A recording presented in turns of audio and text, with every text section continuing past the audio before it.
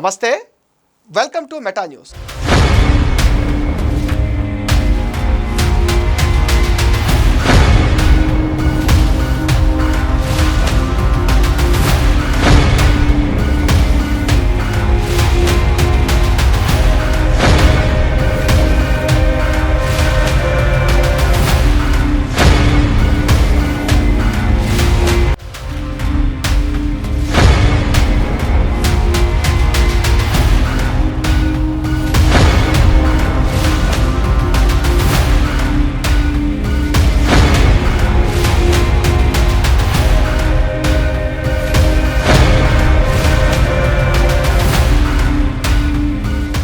విజయనగరం అంటే రాజుల కోట. నిన్నటిదాకా ఓకే, ఇప్పుడు విజయనగరం రాజకీయాలను శాసించేది ఎవరు?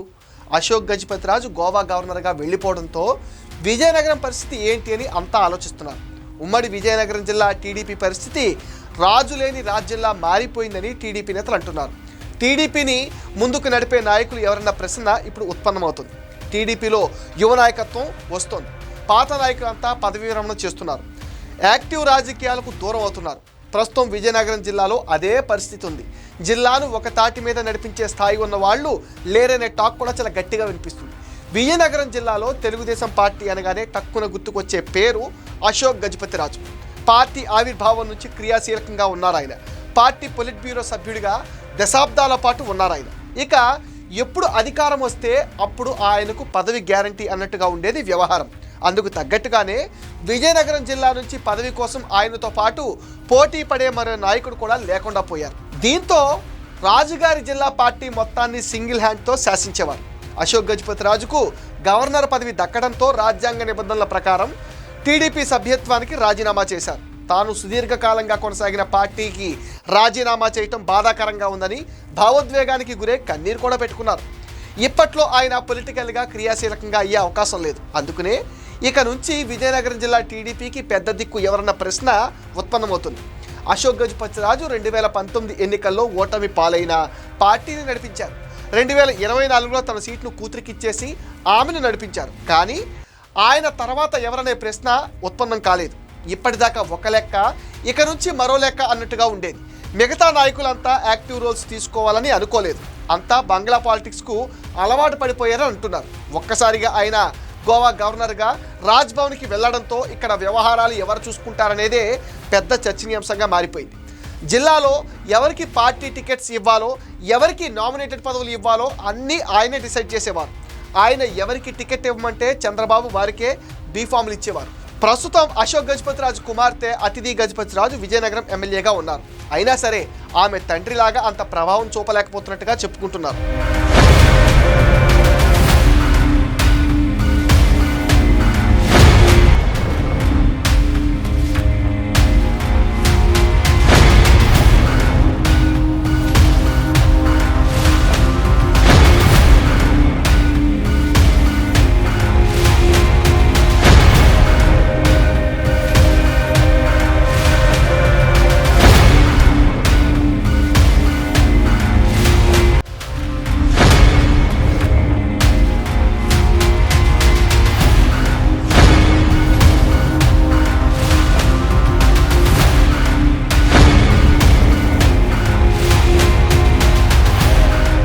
ఇప్పుడున్న పరిస్థితుల్లో జిల్లాను మేనేజ్ చేయాలంటే ఆమె అనుభవం సరిపోదన్నది విస్తృత అభిప్రాయం. నెల్లిమర్ల నాయకుడు అప్పలస్వామి మంత్రిగా, పలు దఫాలు ఎమ్మెల్యేగా పనిచేశారు. కానీ ఆయన అశోక్ వెనకే ఉండిపోయారు. అలాగే కిమిడి నాగార్జున కూడా పార్టీ పార్లమెంటరీ నియోజకవర్గ అధ్యక్షుడిగా పనిచేశారు. ఆయన తల్లి మృణాల్ని రాష్ట్ర మంత్రిగా పనిచేశారు. కానీ వాళ్ళు కూడా ఎప్పుడూ బంగ్లా పాలిటిక్స్కే ప్రాధాన్యత ఇచ్చారని చెప్తున్నారు. గజపతి నగరం ఎమ్మెల్యే కొండపల్లి శ్రీనివాస్ రాష్ట్ర మంత్రిగా ఉన్నారు. ఆయన అంత ప్రభావవంతంగా పనిచేయటం లేదంటున్నారు. విజయనగరం జిల్లాలో ఉన్న మరో సీనియర్ నాయకురాలు కోళ్ల లలితా కుమారి ప్రస్తుతం శృంగవరపుకోట ఎమ్మెల్యేగా ఉన్నారు.